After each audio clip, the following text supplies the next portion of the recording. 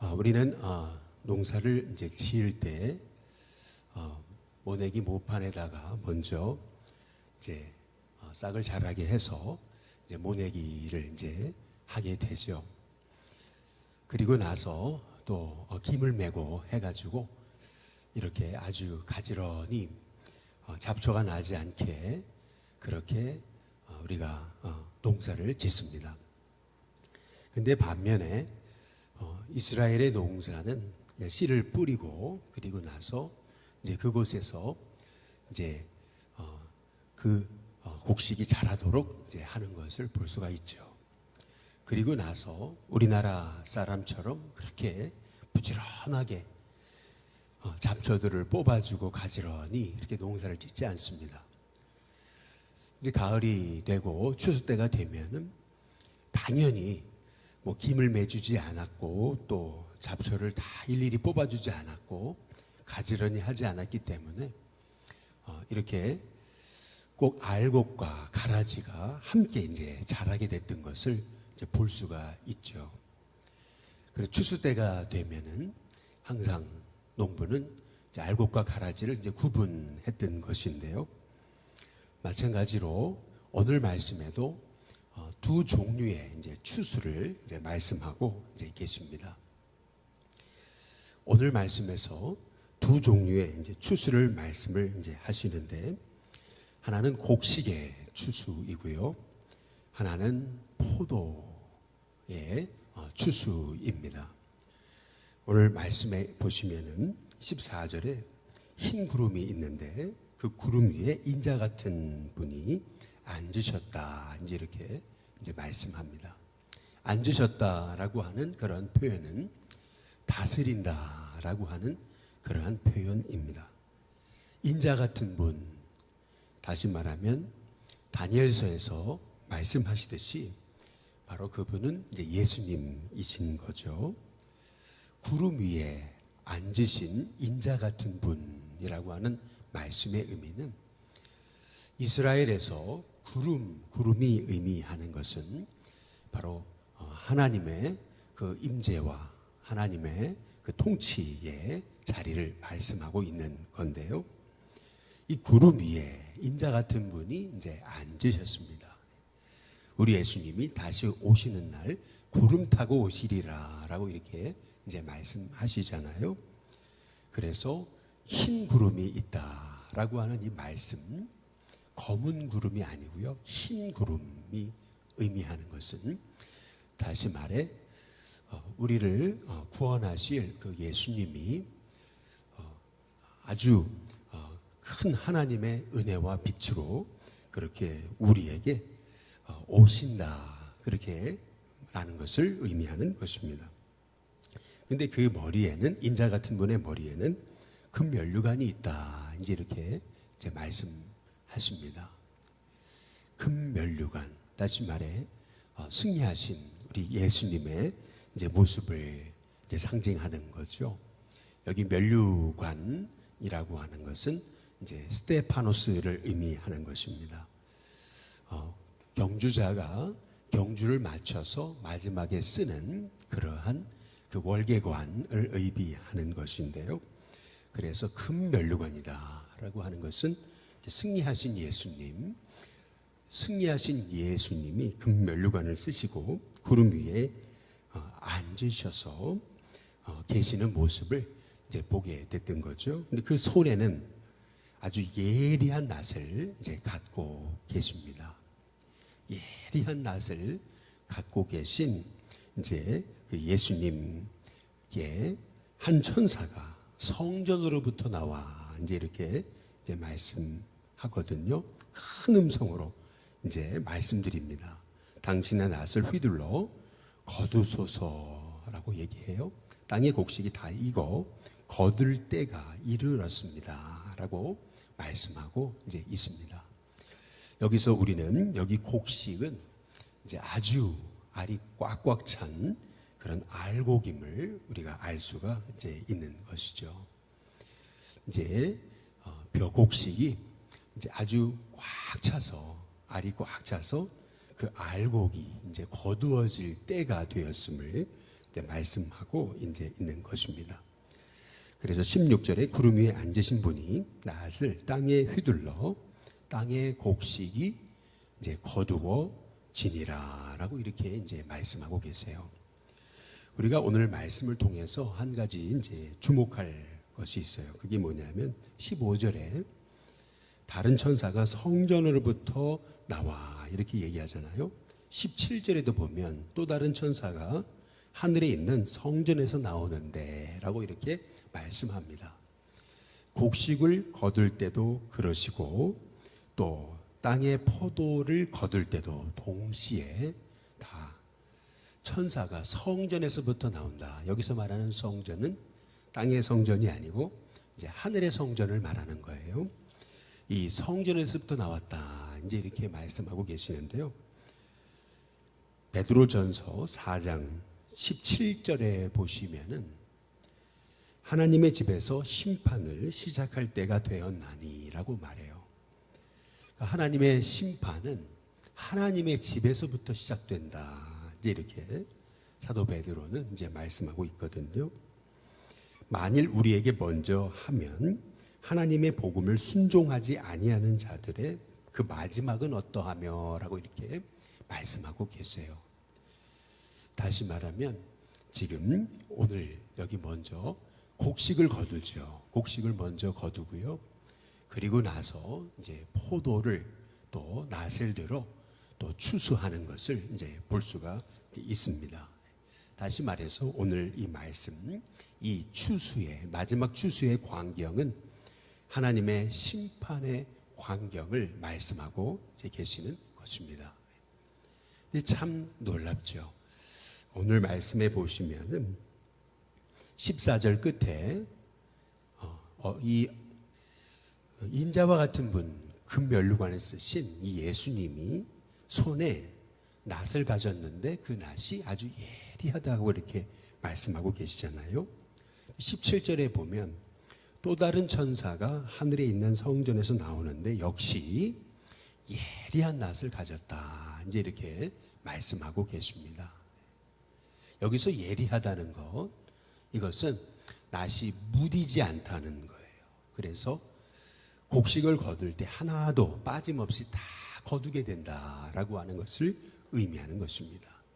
그래서 곡식의 입장에서는 하나님께서 온 땅에 흩어져 있는 그런 알곡들 하나님이 택하셔서 구원받게 하시고 끝까지 신실하게 예수님 믿고 예수님 믿는 믿음을 지킨 자들 하나님이 한 사람도 빠짐없이 다 곡식을 하나의 곡식도 하나 알곡도 버림이 없이 다 걷어가지고 그래서 농부가 결국 곡간 안에 넣듯이 마찬가지로 구원받은 하나님의 백성 한 사람도 놓침이 없이 하나님께서 구원하셔서 저 하나님의 집 하나님의 그 천상의 그 축복의 자리 새하늘과 새 땅에 우리 하나님께서 들어가게 하실 것임을 이제 우리에게 말씀하고 이제 계시는 것입니다. 그래서 여기 예수님이 가지고 계신 그 예리한 낫 이것은 곡식의 입장에서는 엄청난 축복인 거죠. 마지막 추수 때에 우리 예수님이 온 땅에 곡식을 거두시는데 알곡 같은 성도들을 찾으시는데 한 사람도 빠짐없이 하나님께서 다 모으셔서 저 하늘나라 그 어린 양의 혼인잔치에 참석하도록 하나님께서 한 사람도 빠짐없이 온 땅에서 불러 모으심을 우리에게 이제 말씀하고 이제 계시는 의미에서 여기서 예리한 낫은 구원받은 성도에게는 축복이 되는 말씀입니다. 한 사람도 빠짐없이 하나님이 이 구원의 잔치에 참여하게 하실 것이다 라고 하는 그런 음성이 이제 되는 것이죠. 그러나 반면에 여기 17절부터 보시면 다른 천사가 하늘에 있는 성전에서 나옵니다. 하나님의 집에서 심판이 시작되죠. 역시 예리한 낫을 가졌거든요. 불을 다스리는 다른 천사가 제단으로부터 나왔다. 이제 이렇게 말씀하십니다. 우리가 요한계시록을 통해서 보셨듯이 순교당한 하나님의 백성들이 제단 밑에서 어느 때까지입니까? 라고 하나님 앞에 울부짖어 기도했던 그 제단이거든요. 바로 그 제단에서 한 불을 다스리는 천사가 그 제단에서 나와서 예리한 낫을 가진 그 천사를 향하여 이렇게 큰 음성으로 또 얘기합니다. 내 예리한 낫을 휘둘러서 땅의 포도송이를 거둬라. 그 포도가 익었다라고 이렇게 말씀합니다. 다시 말하면 이제 추수 때가 됐음을 익었다라고 이제 말씀하고 이제 계시는 것이죠. 그래서 19절에 보면 천사가 낫을 땅에 휘둘러서 땅에 포도를 거두어 하나님의 진노의 큰 포도주 틀에 던졌다. 이제 이렇게 말씀합니다. 그래서 그 포도 알갱이가 성 밖에서 그 틀이 밟히니라고 말하거든요.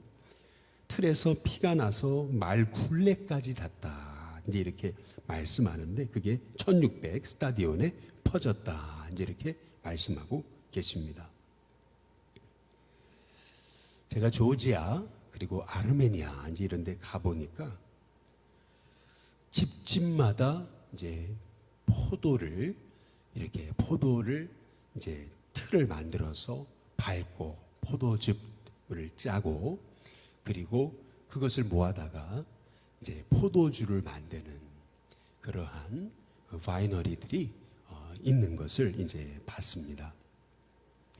집집마다 이 포도를 수확해 가지고 그래서 그거 즙을 짜서 그래서 이제 포도주를 만드는 것이 이제 그 조지아라고 하는 나라 또 아르메니아라는 나라의 그냥 삶이었습니다.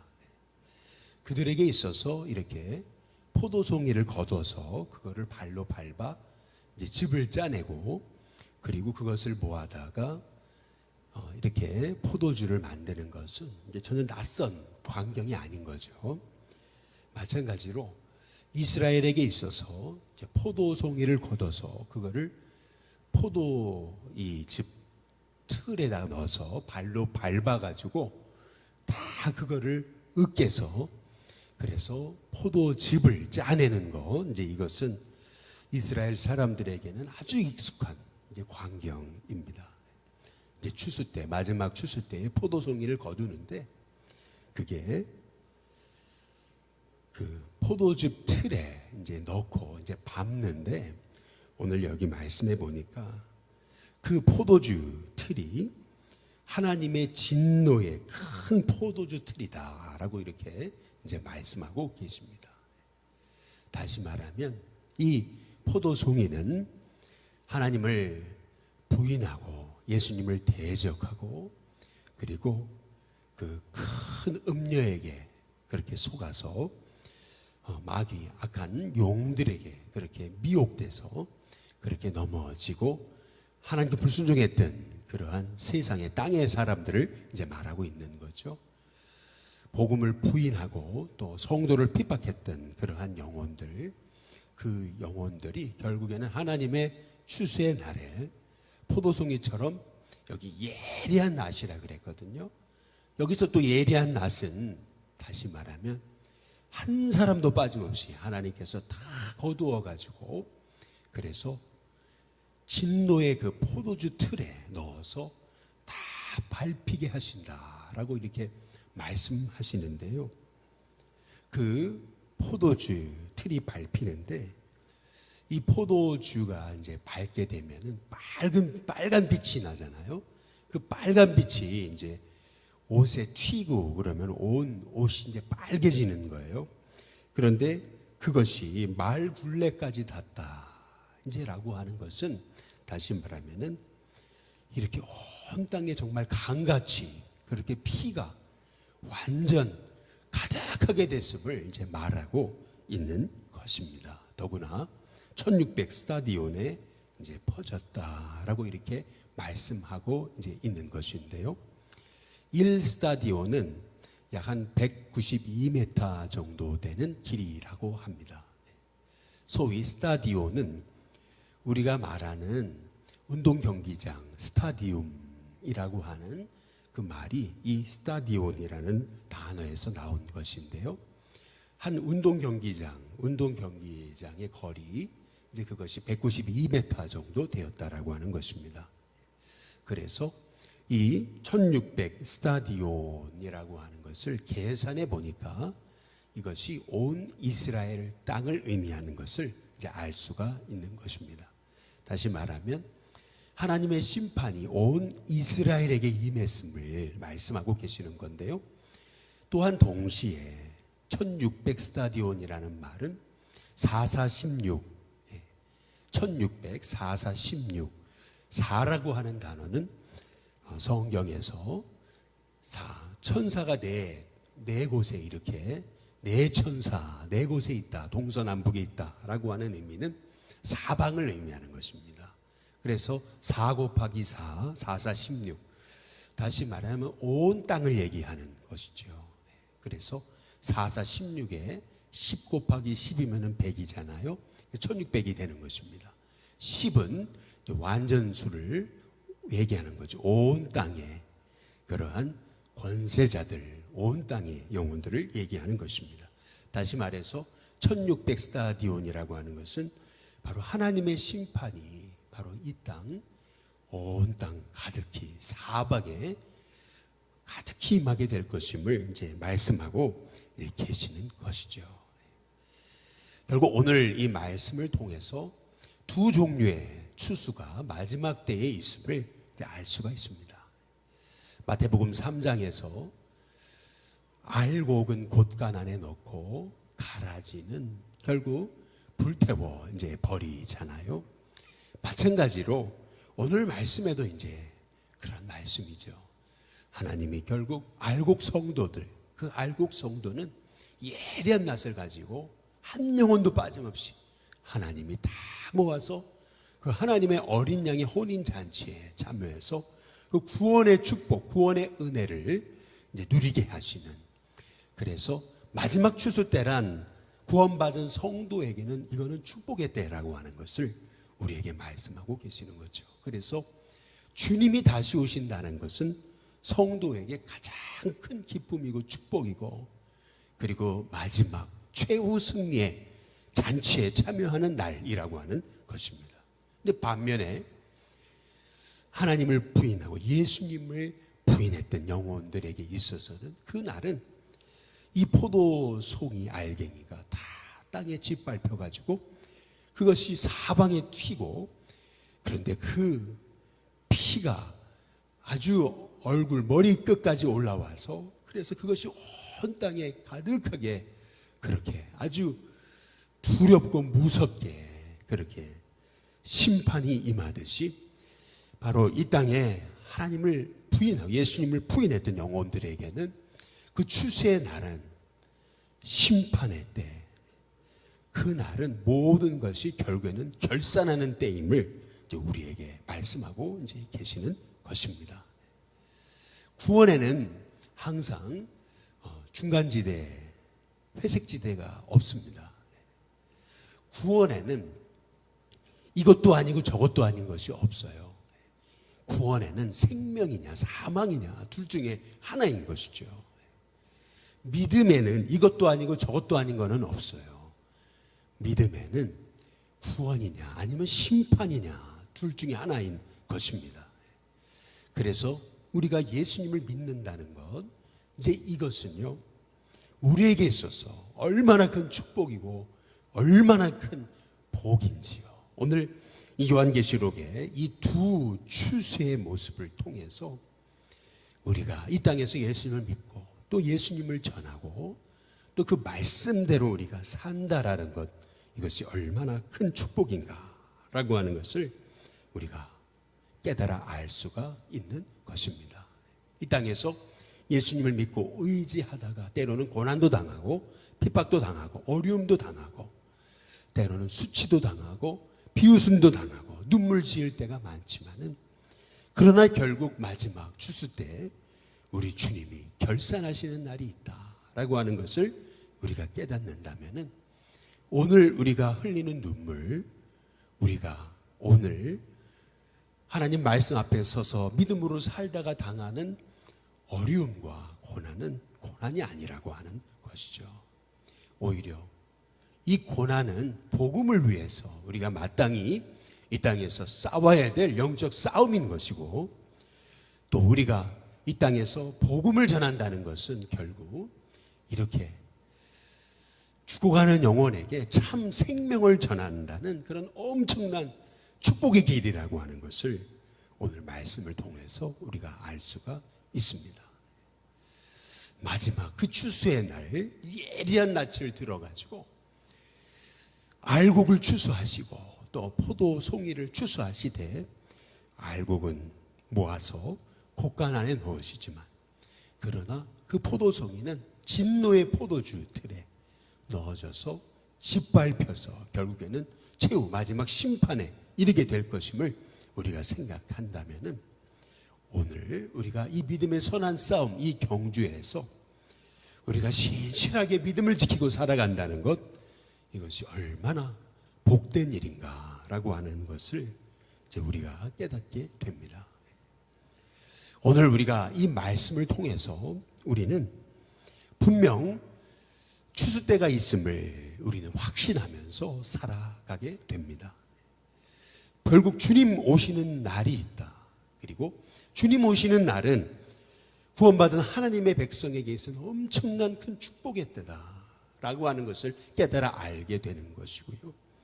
결국 하나님의 때가 차면은 우리 주님 오시는데, 그 주님의 때가 차기 전에 우리가 한 영혼이라도 더 복음 전해서 한 영혼을 더 믿음으로 양육해서 주님의 알곡이 되게 하는 것, 그것은 우리에게 주어진 최고의 사명임을 오늘 말씀을 통해서 이제 우리가 깨달아 알게 된다라고 하는 것입니다. 농부가 봄에 씨앗을 뿌리죠.